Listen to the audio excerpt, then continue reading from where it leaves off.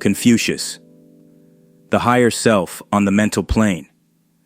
This is Ancient the Architect TV, and today we rise into clarity.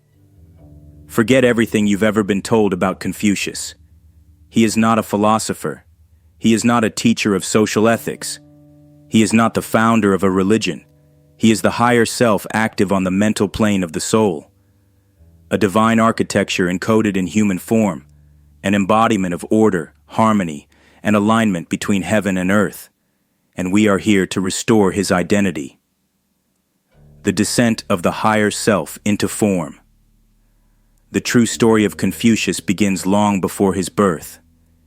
In the sacred metaphysics, his emergence is not historical, but ontological. His birth is the entrance of the higher self into the lower mind, a descent from Atma and Buddhi into the purified mental field. This is not just a child being born. It is the divine idea seeking form, the spiritual will to manifest through a soul-body interface. His mother, Ching Tsai, is not a woman, but the emotion nature matured by aspiration. Her yearning for the hollow mulberry tree is a veiled symbol of the soul seeking its divine ray. She retreats into the dry cave, the interior womb of purified matter, and there, protected by twin dragons of wisdom and love, the higher self enters the cycle. This cave is not geological. It is the lower quaternary, the womb of involution through which the higher must pass, hidden and confined, before it rises as conscious light. The architecture of cosmic alignment. Confucius is described as harmonizing with the times of heaven and conforming to the water and land. He is not following nature. He is structuring it. His presence is compared to the four seasons, the sun and moon, and the earth itself. These are not poetic metaphors. They are ontological coordinates. The sun represents the radiant higher self, an eternal flame of order and illumination within the soul. The moon is the astral plane, waxing with desire, waning through discipline, a ship that ferries the ego toward higher evolution. The seasons, 5 in number, are the 5 planes of soul expression: physical, astral, mental, Buddhic, and atmic. Each one a layer through which the self reveals itself in stages. The earth is not the globe. It is the lower nature, the arena where the ego wrestles with limitation, transmuting instinct into intuition, form into fire. Confucius stands in the center of these cosmic correspondences, not as a man, but as a station, a locus of consciousness where the divine enters the mental field to regulate, organize, and elevate. He is the soul's architecture made conscious. The law of filial piety, the obedience of soul to spirit. The doctrine of filial piety, so often misunderstood as moral obedience to one's parents, is in fact a code of soul alignment. The true self serves its father, Atma, not by behavior, but by inner conformity to divine will.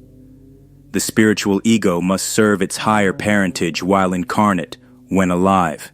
And even when the light seems dimmed, when dead, it must sacrifice the lower nature to maintain that covenant. This is not ethics. This is the discipline of the soul's orientation, a spiritual architecture of hierarchy, submission, and exaltation. Filial piety is the higher self demanding of the mind that it obey the voice of heaven. Dragons, cycles, and celestial conflicts. The dragons that appeared at his birth are not mythical guardians. They are symbols of the dual forces within the soul that protect its sanctity. Wisdom and love, the right and left arms of the divine self. These energies coil around the incarnating soul and preserve its mission through the cycles of darkness. The dragon of wisdom, in particular, represents the Atma Buddhi structure, the serpent fire rising from the deep, seeking to awaken manas, the thinking principle. But there is another dragon, the great red dragon, whose tail casts stars to the earth. This is the symbol of the descent of the egos, those who must face the pull of matter and illusion before ascending. And so Confucius, active on the mental plane, is the harmony in that war. He stands between the fall of the ego and its return to spirit, regulating the mind so it may choose rightly between its inheritance and its appetite. The symbolic episodes revealed. Let us now address the three great legendary episodes, not as history, but as veiled truths. 1. The vision of the Qilin. As Confucius neared the end of his mission, a sacred beast appeared.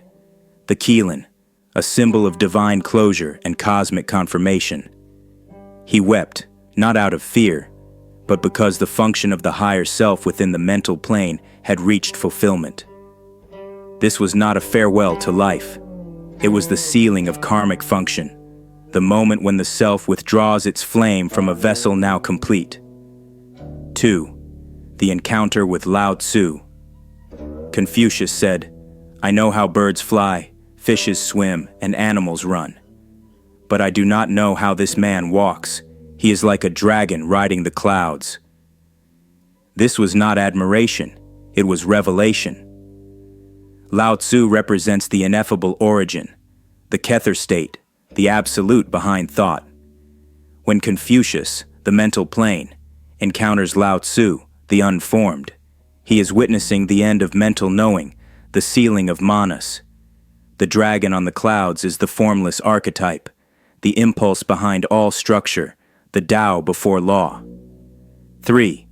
The music of Shao. Upon hearing the ancient ritual music of Shao, Confucius entered an ecstasy so deep he abstained from meat for 3 months. Why? Because he heard the vibrational template of heaven, the harmonics of divine geometry made audible. The music was not entertainment. It was the resonant language of the inner planes, where sound is structure and harmony is law. He was not moved emotionally.